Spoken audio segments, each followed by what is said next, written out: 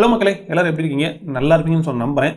அஜித் தோவல், அதாவது நம்ம national security advisor, இவர் பார்த்தீங்கன்னா 2014 இப்போ வரைக்கும் அவர் தான் பார்த்தீங்கன்னா நேஷனல் செக்யூரிட்டி அட்வைசராக இருந்துக்கிட்டு இருக்காரு. சொல்லப்போனால் மோடியோட, அதாவது நரேந்திர மோடியோட ஆட்சி ஃபுல்லாகவே இவர் தான் பார்த்தீங்கன்னா நேஷனல் செக்யூரிட்டி அட்வைசராக இருந்திருக்காரு. இப்பயும் அவர் தான் பார்த்தீங்கன்னா இருந்துக்கிட்டு இருக்காரு. இவரை நம்ம இந்தியன் ஜேம்ஸ் பாண்ட் அப்படின்னும், அதுக்கப்புறம் ஸ்பை மாஸ்டர் அப்படின்னு சொல்லி பார்த்தீங்கன்னா அழைப்பாங்க. இதுக்கு காரணம் என்ன அப்படின்னு சொல்லி பார்க்குறப்ப இவர் பண்ணின அந்த ஆப்ரேஷன் அப்படிங்கிறது அந்த அளவுக்கு இருந்திருக்குது. ஏன்னா எல்லாமே பார்த்தீங்கன்னா, அதாவது இன்னைக்கு நிறைய விஷயங்களை நல்லது பண்ணுறாங்க அப்படின்னா அதை எல்லாருமே பார்த்தீங்கன்னா பெருமையாக கொண்டாடுவாங்க. ஆனால் இவர் பண்ண ஒவ்வொரு விஷயமும் அண்டர் கவரில் தான் நடந்திருக்குது. அதுவே பார்த்தீங்கன்னா இவரே பண்ணியிருந்தா கூட இவர் பண்ணுனே அப்படின்னு சொல்ல முடியாத அளவுக்கு அந்த மாதிரி ஆப்ரேஷன்ஸ் தான். கிட்டத்தட்ட சொல்ல போனால் இவரோட வாழ்க்கை அப்படிங்கிறது நம்ம படத்தில் எப்படி பார்ப்போமோ அந்த மாதிரியான வாழ்க்கையாக தான் இருந்திருக்குது.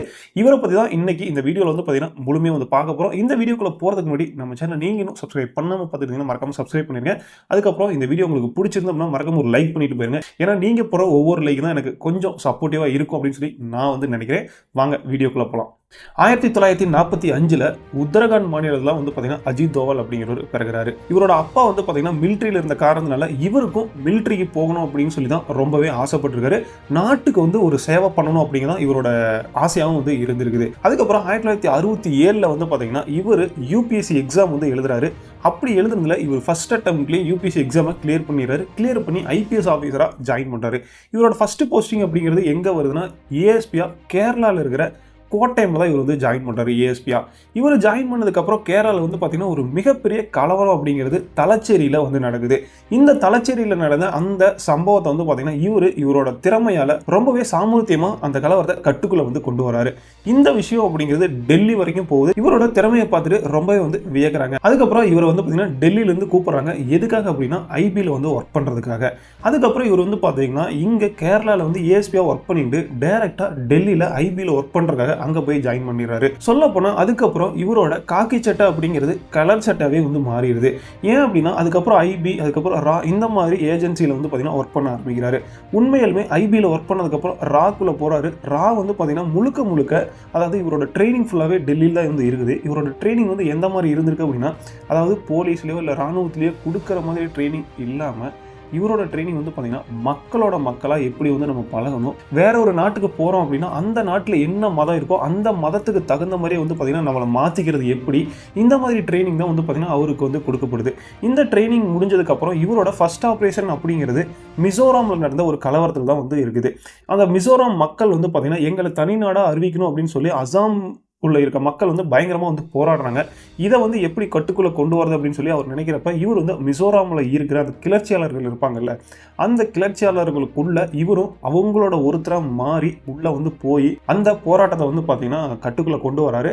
அது மட்டும் இல்லாமல் அந்த கிளர்ச்சியாளர்கள் இருந்திருப்பாங்கல்ல, அந்த கிளர்ச்சியாளர்களை அவங்க வீட்டுக்கு பார்த்தீங்கன்னா விருந்துக்கும் கூப்பிட்டு அவங்க மனைவி சமைச்சும் போட்டிருக்காங்க. ஏன்னா அந்த அளவுக்கு ஒன்னோட ஒன்றா, அதாவது நான் அவர் அதிகாரியாக இல்லாமல் ஒரு மக்களோட மக்களாக அந்த கிளர்ச்சியாளர்களாகவே மாறி அந்த விஷயத்தை அவர் பண்ணி முடிச்சிருக்காரு. இதை பார்த்து எல்லாருமே பார்த்தீங்கன்னா பயங்கரமாக ஷாக் ஆகிட்டாங்க. அதுக்கப்புறம் தான் 1974 நம்ம இந்தியா பார்த்தீங்கன்னா ஆப்ரேஷன் புத்தா அப்படின்னு சொல்லி ஒரு அணுகுண்டு சோதனை பண்ணுறாங்க. இந்த அணுகுண்டு சோதனைக்கு அப்புறம் பாகிஸ்தான் என்ன பண்ணுறாங்கன்னா, நம்மளும் ஒரு அணுகுண்டை தயாரிக்கணும் அப்படின்னு சொல்லி அவங்க நாடும் ஒரு திட்டத்தை போடுறாங்க. அதுக்காக ககுட்டா அப்படின்னு சொல்லி ஒரு இடத்துல அவங்க ஒரு லேபை நிறுவி அங்கே லேபை எஸ்டாப்ளிஷ் பண்ணி அங்கே ரிசர்ச் அப்படிங்கிறது போக ஆரம்பிக்குது. ஆனால் இந்த ககுட்டாவில் நடந்த இந்த லேப் ரிசர்ச் பார்த்தீங்கன்னா கன்ஃபார்மாக எதுக்காக அந்த லேப் போட்டாங்க அப்படிங்கிறது யாருக்குமே தெரியல. நம்ம இன்டெலிஜென்ஸ்க்கு பார்த்தீங்கன்னா ஒரு நியூஸ் மட்டும் வருது, இந்த மாதிரி ஒரு லேப் ஓப்பன் பண்ணியிருக்காங்க.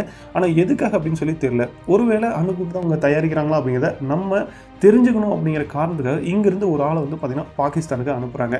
அப்படி அனுப்புறதுக்கு தேர்வு செய்யப்பட்டால் தான் இந்த அஜித் தோவல் அப்படிங்கிறவர். இவர் அங்கே கிட்டத்தட்ட பாகிஸ்தானில் போய் 7 வருஷம் தங்கி அங்கே என்ன நடந்தது அப்படிங்கிறத தெரிவிக்கிறாரு. இப்படி அங்கே போனவர் அங்கே பார்த்தீங்கன்னா அணுகுண்டு தான் தயாரிக்கிறாங்க, அதுக்கான லேப் தான் நிறுவி இருக்கிறாங்க அப்படிங்கிறத இவர் இந்தியாவுக்கு சொல்கிறாரு. இதை எப்படி ஒரு கண்டுபிடிக்கிறார் அப்படின்னு சொல்லி பார்க்குறப்ப அந்த லேப் பக்கத்தில் பார்த்தீங்கன்னா போய் பிச்சைக்காரராகவே மாறி அங்கே பிச்சை எடுத்ததாகவும் சொல்கிறாங்க. அதுக்கப்புறம் அந்த லேபில் ரிசர்ச் இருப்பாங்கள்ல, அந்த ரிசர்ச் சயின்டிஸ்ட்டு அவங்க எங்கே முடிவெட்டுறாங்க அப்படின்னு சொல்லி பார்த்து அந்த முடிவெட்டுற கடையில் போய் முடியை வாங்கி நாங்கள் எக்ஸ்போர்ட் பண்ணுறோம் அப்படின்னு சொல்லி எல்லா முடியும் வாங்கி இந்தியாவுக்கு பார்த்திங்கன்னா எக்ஸ்போர்ட்டும் பண்ணியிருக்காரு. இது மூலிமா அந்த முடியை ரிசர்ச் பண்ணதில் அதில் ரேடியேஷன் இருக்குங்கிறத கண்டுபிடிச்சி அவங்க அணுகுண்டு சோதனை தான் பண்ணுறாங்க அப்படிங்கிறத இந்தியன் கவர்மெண்ட் உறுதி பண்ணுறாங்க. இதை நம்ம இந்தியா என்ன பண்ணுதுன்னா, பாகிஸ்தான் வந்து சொல்கிறதுக்கு முன்னாடியே நம்ம இந்தியன் கவர்மெண்ட் வந்து பாகிஸ்தான்கிட்ட நீங்கள் வந்து ஒரு அணுகுண்டு சோதனை பண்ணிக்கிட்டு இருக்கீங்க அப்படிங்கிறத சொல்லிடுறாங்க. இந்த மாதிரி நிறையா விஷயங்களை வந்து பார்த்தீங்கன்னா அவர் வந்து பண்ணியிருக்காரு. அதுக்கப்புறம் வந்து பார்த்தீங்கன்னா வெஸ்ட் பாகிஸ்தான் ஈஸ்ட் பாகிஸ்தான் இருக்குது பார்த்தீங்கன்னா, இது பிரியறதுக்கு காரணமாகவும் அஜித் தோவல் இருந்ததாக வந்து சொல்லப்படுது. ஒன்றும் இல்லைங்க, ஈஸ்ட் பாகிஸ்தான் சொல்லப்படுறது வந்து இப்போ இருக்கிற பங்களாதேஷ் தான். அப்போ சண்டையாக இருந்தது வந்து பங்களாதேஷாக வந்து பிரித்து விட்டது நம்ம இந்தியா தான். ஏன்னா அப்போ வந்த சண்டையில் நம்ம இந்தியா வந்து பாகிஸ்தானை தோற்கடிச்சு அந்த பங்களாதேஷ் வந்து பார்த்திங்கன்னா தனி நாடாக வந்து அறிவித்து அவங்கள வந்து தனியாக விட்டாங்க.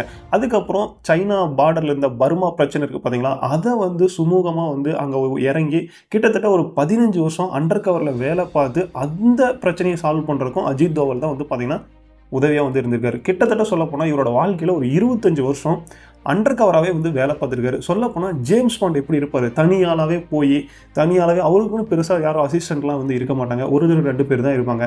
அந்த மாதிரி கிட்டத்தட்ட சொல்லப்போனால் ஜேம்ஸ் பாண்ட் வாழ்க்கையவே அவர் வாழ்ந்துருக்காரு அப்படின்னே சொல்லணும்.